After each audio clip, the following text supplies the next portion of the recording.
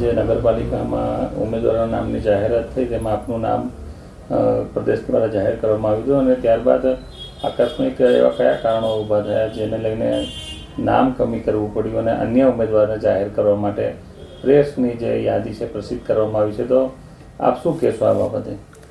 હું મૂળ સંગઠનનો કાર્યકર્તા છું. છેલ્લા 25 થી 27 વર્ષોથી અલગ અલગ સંગઠનની જવાબદારીઓ મેં નિભાવી છે. મંડળ પ્રમુખ હોઉં, યુવા મોરચાનો મંડળનો પ્રમુખ હોઉં, જિલ્લા યુવા મોરચાનો પ્રમુખ છું.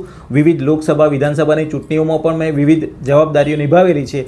એના નાતે જિલ્લા ભારતીય જનતા પાર્ટી અને પ્રદેશ ભારતીય જનતા પાર્ટીનું સંગઠન મને ઓળખે છે, જાણે છે, કારણ કે મૂળ સંગઠનનો કાર્યકર્તા છું. એ નાતે સંગઠનમાં એ મારી ટિકિટની મેં માગણી કરી હતી અને એ નાતે એમણે મારો મેન્ડેટ, મારો બાયોડેટા જોઈ અને આપેલો. પણ જે અમારા મંત્રીશ્રી છે, અમારા સ્થાનિક ધારાસભ્ય શ્રીમાન બચુભાઈ ખાબડ સાહેબ, કે જેઓને મારો વ્યક્તિગત વિરોધ છે. ભૂતકાળમાં પણ જ્યારે સંગઠને મારી મંડળ પ્રમુખ તરીકે જાહેરાત કરી હતી ત્યારે પણ એમણે પોતે વ્યક્તિગત ખૂબ જ વિરોધ કર્યો હતો, અને જાહેરાત થયા પછી પણ એમણે એમનો વિરોધ ચાલુ રાખ્યો હતો. એક મંત્રી કક્ષાના, રાજ્ય સરકારના મંત્રી કક્ષાના માણસ હોવા છતાં એક સામાન્ય કાર્યકર્તાની પદ અને જવાબદારી માટે પણ એ આટલો બધો વ્યક્તિગત વિરોધ કરે છે.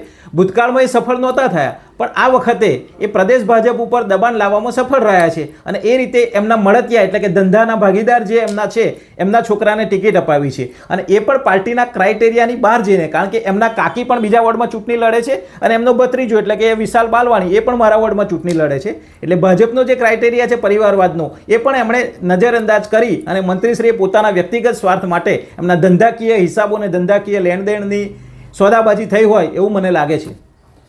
આજે આપના નામની જે જાહેરાત થયા બાદ આપના નામને કમી કરવામાં આવી છે, એની આ ચૂંટણી પર શું અસર પડશે અને ભૂતકાળમાં કઈ રીતની ચૂંટણી આ નગરપાલિકામાં યોજાઈ હતી અને કેવા પરિણામો આવ્યા હતા? ભૂતકાળમાં પણ અમારા મંત્રીશ્રીએ જ પોતાના વ્યક્તિગત સ્વાર્થ અને વ્યક્તિગત સંબંધોને ધ્યાનમાં લઈને ટિકિટોની ફાળવણી કરી હતી. એના કારણે પોતે મંત્રી હોવા છતાં ભાજપની બોડી નહોતી બની. 11 ભાજપના સભ્યો ચૂંટાયેલા અને 11 ભાજપના સભ્યો ચૂંટાયેલા અને 13 કોંગ્રેસના સભ્યો ચૂંટાયેલા. એ તો પાછળથી પછી સોદાબાજી કરી અને એક સરકાર અને સત્તામાં હોવાના કારણે એમણે બોડી બનાવી હતી, પણ પબ્લિકે એમને મેન્ડેટ નહોતો આપ્યો. આ વખતે પણ એ જ પરિસ્થિતિ થવા જઈ રહી છે. એમના વ્યક્તિગત અહમના ટકરાવના કારણે અને વ્યક્તિગત સંબંધોને પ્રાધાન્ય આપી અને પાર્ટીના જૂના કાર્યકર્તાઓની અવગણના કરી, પાર્ટીના જે મૂળ માણસો છે એમની અવગણના કરી અને એક લઘુતા ગ્રંથિથી પીડાઈ રહ્યા હોય એવું મને લાગે છે મારા મંત્રીશ્રી, કે જે ખરેખર સક્ષમ માણસ હોય એને એવું સમજે છે કે આ માણસ આગળ આવશે અને આ વહીવટમાં જાણકાર માણસ હશે તો મારું જે એકહથ્થું શાસન છે એ ચાલી નહીં શકે. એના કારણે રબર સ્ટેપ માણસોને આવા પદ ઉપર ગોઠવવાનું એ ચોખ્ઠા ગોઠવતા હોય છે. એના કારણે પાર્ટીને ખૂબ જ નુકસાન થયું છે અને આ વખતે પણ નુકસાન થાય એવી શક્યતા છે. હાલ જે ઉમેદવારોની યાદી જાહેર કરવામાં આવી છે એમાં કયા પ્રકારે જે પાર્ટીના કાર્યકર્તા છે અથવા તો કેવા ઉમેદવારોની પસંદગી કરવામાં છે? લોકો એને સ્વીકારશે કે કેમ? લોકોમાં સ્વીકાર્યતા બિલકુલ ઓછી છે. માત્ર 2-3 લોકો કહે છે એમના બિલ્ડર લોબીના અને ધંધાકીય સંબંધો ધરાવતા અને એમના વ્યક્તિગત જે પરિચય છે, કોઈ પાર્ટીના સંગઠનની વાત નથી, પણ એમનો વ્યક્તિગત પરિચય હોય એવા લોકોને એમણે ટિકિટો આપી છે, જેના કારણે મૂળ ભાજપના જે કાર્યકર્તાઓ છે, મૂળ જે સંગઠનના માણસો છે, એમનો ખૂબ જ આક્રોશ છે અને પબ્લિકમાં પણ એક આક્રોશ છે. આ આક્રોશને કારણે પાર્ટીને કેટલું નુકસાન થઈ શકે આ ચૂંટણીમાં? આજની સ્થિતિ તો એવી છે, આજે ફોર્મ ભરવાનો છેલ્લો દિવસ છે. મારી પણ ખૂબ જ દબાણ છે. રાત્રે મારી ત્યાં હમણાં સવારે 4 વાગ્યા સુધી 1000 માણસ અહીંયા હતું મારા વિસ્તારનું. બધા આખા બારિયાના તમામ કાર્યકર્તાઓ પણ મારી સાથે હતા.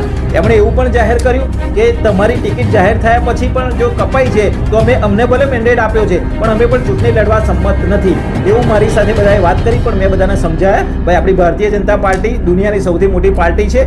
મારે જે છે એ વ્યક્તિગત પ્રશ્ન છે. ભારતીય જનતા પાર્ટીએ તો મને મેન્ડેટ આપ્યો હતો, માત્ર ને માત્ર મારા મંત્રી ખાબડ સાહેબના કહેવાથી મારો મેન્ડેટ એમના દબાણના કારણે પરત ખેંચ્યો છે એ લોકોએ. એટલે મને ભાજપ સાથે કોઈ વિરોધ નથી.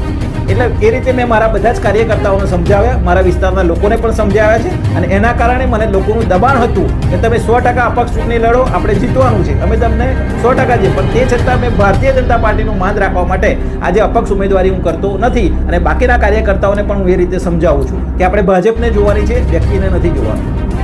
ભારતીય જનતા પાર્ટીના સૈનિક કાર્યકર્તા સૌ વર્ષોથી ભાજપનું કામ કરો છો, તો બચુભાઈ ખાબડને એવો શું અણગમો છે કે છે આપનો માત્ર વિરોધ કરે? એમને માત્ર એક જ અણગમો છે કે એમને એવા વ્યક્તિ ગમે છે કે જે માત્ર બચુભાઈ ખાબડ સાહેબ સિવાય બીજા કોઈને ઓળખતા ના હોવા જોઈએ. જ્યારે હું પોતે સંગઠનનો કાર્યકર્તા છું. એ 2002માં મારી ત્યાં ચૂંટણી લડવા આવ્યા. હું 1998થી ભારતીય જનતા પાર્ટીનો કાર્યકર્તા છું. લોકસભામાં જ્યારે બાબુભાઈ કટારાને ટિકિટ મળી ત્યારે હું આખી લોકસભામાં મેં એમનો પ્રવક્તા તરીકે ચૂંટણીના પ્રચારમાં કામ કર્યું છે. ત્યારબાદ 2012માં મહેશભાઈ ભુરિયા જિલ્લા ભાજપના પ્રમુખ હતા ત્યારે મેં જિલ્લા યુવા મોરચાના પ્રમુખ તરીકે કામગીરી કરી છે. એના નાતે જિલ્લા સંગઠનમાં અને પ્રદેશ સંગઠનમાં કે જે મારી જિલ્લા યુવા મોરચા હું પ્રમુખ હતો એ વખતે જે પ્રદેશની યુવા મોરચાની ટીમ હતી એમાંથી જ આજે ઘણા બધા લોકો સરકારમાં પણ છે અને પ્રદેશના સંગઠનમાં પણ છે, જેમની જોડે મારે વ્યક્તિગત નાતો છે. અને હું મૂળ સંગઠનનો કાર્યકર્તા છું, પ્રાથમિક વર્ગ શિક્ષિત પણ છું, સંઘનો કાર્યકર્તા છું. એના નાતે મારે અન્ય રાજકીય લોકો સાથે પણ આ પાર્ટીમાં ઉચ્ચ હોદ્દો ધરાવનાર વ્યક્તિઓ સાથે પણ સંબંધ છે, જે અમારા ખાબડ સાહેબને બિલકુલ પસંદ નથી. આપની આવનાર સમયમાં શું રણનીતિ રહેશે? હું ભારતીય જનતા પાર્ટીને નુકસાન થાય તેવું તો ક્યારેય નહીં વિચારું. હા, પણ એક વાત ચોક્કસ છે કે હું પાર્ટીમાં યોગ્ય સ્થાને યોગ્ય સમયે યોગ્ય રજૂઆત પહોંચાડી અને મને જે કંઈ અન્યાય થયો છે અને મારા જેવા બીજા હજારો કાર્યકર્તાઓને દેવગઢ બારિયાની વિધાનસભામાં અને દેવગઢ બારિયા તાલુકામાં અન્યાય થઈ રહ્યું છે, નુકસાન થઈ રહ્યું છે, એને અટકાવવા માટે હું તન મન ધનથી લડીશ.